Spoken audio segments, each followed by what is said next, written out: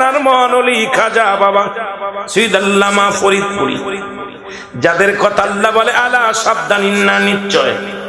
সূরা ইউনূসের মধ্যে 11 নম্বর পারা 62 নম্বর আয়াত আল্লাহ বলে আলা সাবধান ইন্না নিশ্চয়, আলা ইন্না উল্লাহি, আল্লাহর তরফ থেকে যারা ওলি হয়, লা নাই খাউফুন শব্দের অর্থ ভয়, ওলা যদি অবস্থান করে হুমদের উপরে ইহজানুন তাদের কোনো চিন্তা নাই ভাবনা নাই।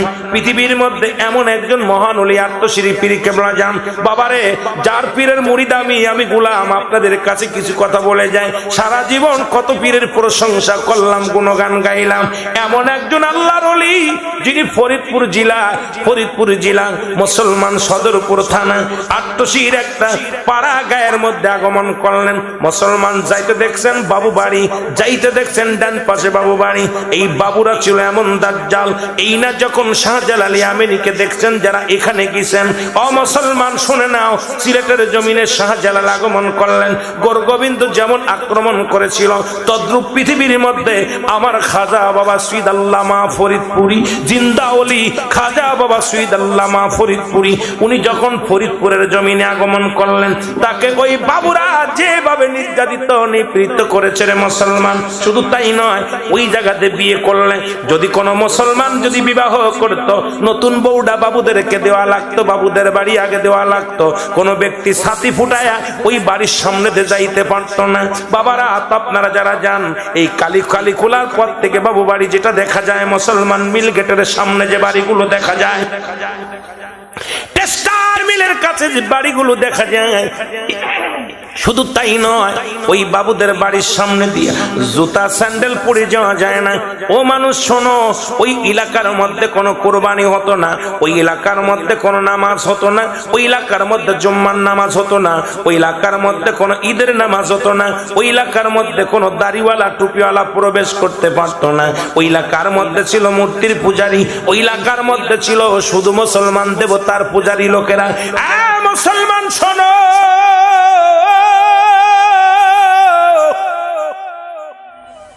জামানার মহাইমাম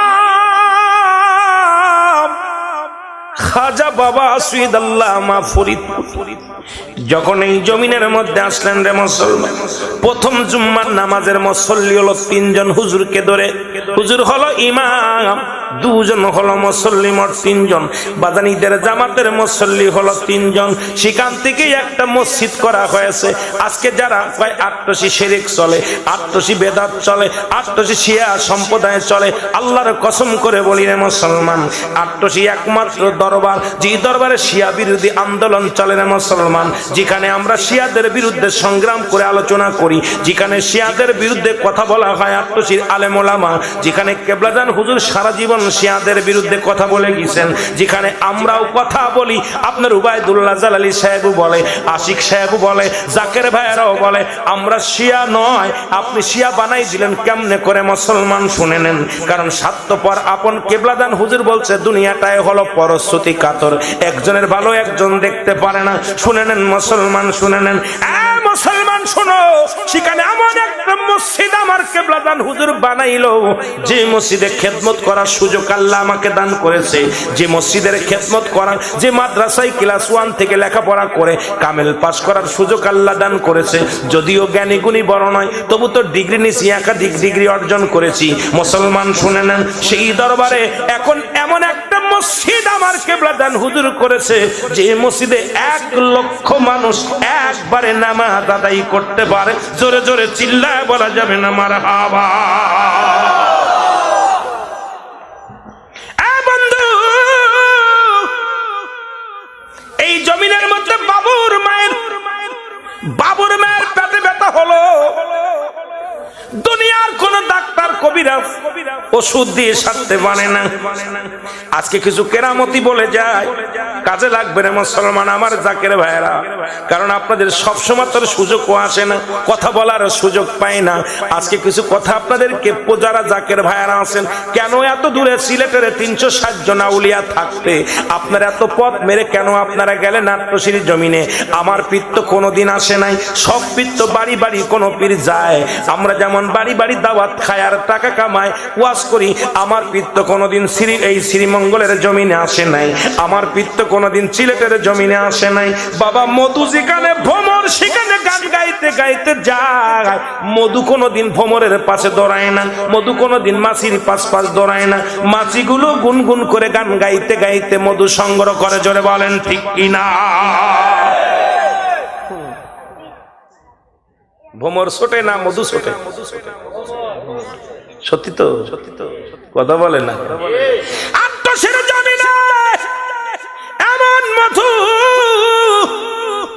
এমন মধু, এ মুসলমান শ্রীমঙ্গল থেকে সিলেট থেকে মৌমাছি গুলো আল্লাহ আল্লাহর গুণগান গাইতে গাইতে পাগলের মতো ছুটে যায়। আরো জোরে বলেন, সত্য করে বলবেন, কসম আল্লাহর কসম করে বলেন, আপনার এলাকায় কাট্টশির হুজুর আসছে?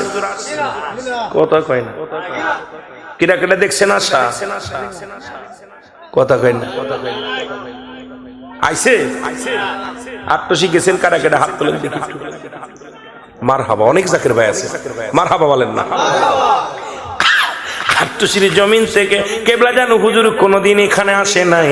বাংলাদেশে অনেক পীর আছে, বাড়িতে বাড়িতে বাড়িওয়ালা পীর, কেউ আছে ইউনিয়নওয়ালা পীর, কেউ আছে থানাওয়ারি পীর। মুসলমান কেবলা জান হুজুর হলো এই পৃথিবীর মধ্যে কুল কায়নাতের পীর। আটশির হুজুর শুধু মানুষের পীর না, এখন আটশিতে নারী পুরুষ যায়, আটশিতে গরু ছাগল যায়। এ মুসলমান শুনে না, ওয়াজ মনে রাখবেন। কোথায় রাখলাম? বাবুদের কথা বলতেছিলাম, এখান থেকে চলে গেছি। যারা বলে আটশি কোনো মানুষের পীর নয়, আটশিতে জিন যায়। হা বাবা, আটশি হুজুরের অসংখ্য জিন আছে, আটশি হুজুরের মুরিদ। সুবহানাল্লাহ। এরা পৃথিবীর মধ্যে একমাত্র কিয়ামতের ময়দানে বিচার হবে জিন এবং ইনসান। মারহাবা বলেন।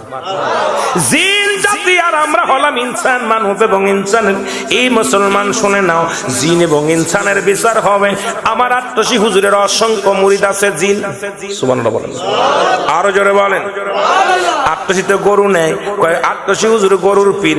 এখন আপনারা আবার বলতেছেন মুসলমান শুনে নেন, আমার কেবলাদান হুজুর, আমার কেবলাদান হুজুরকে নিয়ে যারা কটাক্ষ করেন, আমি তাদেরকে বলে যাই, আটশির হুজুর এই গরু দিয়ে আল্লাহ বলেন সূরা বাকারা, বাকারা শব্দের অর্থ হলো গরু, আর সূরা নাস, নাস শব্দের অর্থ মানুষ। আল্লাহ 114টা সূরা কোরআনের মধ্যে আছে কয়টা? কথা কন। নাম্বার 1 সূরার নাম কি? মিথ্যা নাই। বাকারা শব্দের অর্থ কি? বাকারা শব্দের অর্থ হলো গরু। কথা কয় না কেন? এ কথা কয় না কেন বাবা? আল্লাহু আকবার বলো রে। বাকারা শব্দের অর্থ হলো গরু। বাকারা শব্দের অর্থ কি? আরে কোরআনের মধ্যে প্রথম সূরার নাম হলো বাকারা। বাকারা শব্দের অর্থ হলো গরু। আল্লাহ গরুরে ভালোবাসছে, প্রথম এটা নিয়ে আনছে গরুরে, 4 পায়ে বলদটা কে আনছে? এবার মানুষ, সূরা নাস, নাস শব্দের অর্থ হলো মানুষ। নাস শব্দের অর্থ কি? নাস শব্দের অর্থ মানুষ। বাবারে শুনে নেন, ওই যে আলিফ লাম মিম যেটা বাকারা সূরা বলা হয়, জোরে বলেন ঠিক কিনা? আরো জোরে বলেন। আপনারা পড়েছেন আলিফ লাম মিম যালিকাল কিতাবু লা রাইবা ফি, জোরে কোন ঠিক কিনা? কথা বলেন, কথা বলেন। এই সূরাটার নামই হলো সূরা বাকারা। আর সূরা নাস, কুল আউযু বিরাব্বিন নাস মালিকিন নাস ইলাহিন নাস। আল্লাহু আকবার বলেন না। নাস বলছে, নাস শব্দের অর্থ হলো মানুষ।